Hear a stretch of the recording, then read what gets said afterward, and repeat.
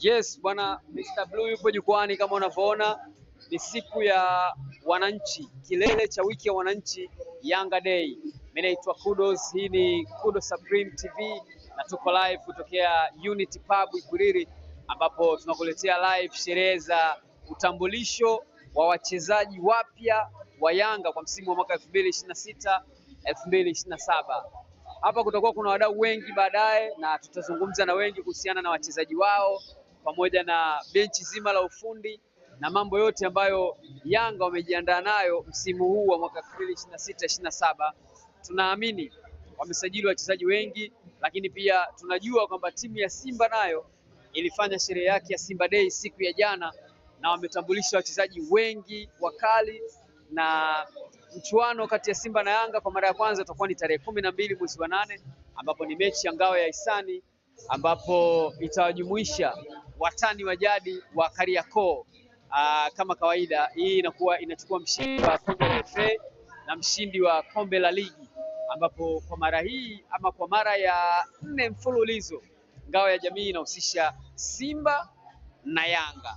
Hapa ni Unity Pub na kuna wadau wengi kama unavyoona.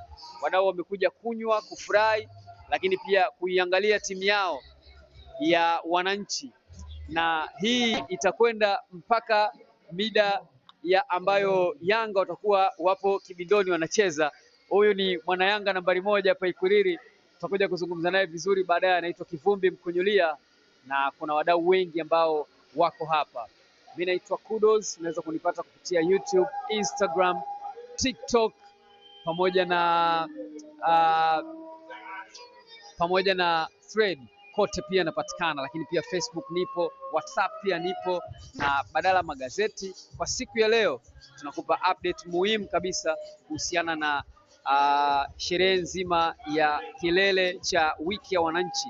Tumeona wasanii wengi ameperform Isha Mashauzi na bendi yake ya taarab, lakini pia ameperform Kalala JR, wameperform pia kizazi kipya cha Singeli akiwemo Dogo Pattern, lakini sasa hivi ni zamu ya wakongwe wa mziki wa Bongo Flava, ambapo jukwani yupo Q-Chief na wachezaji wanakuja.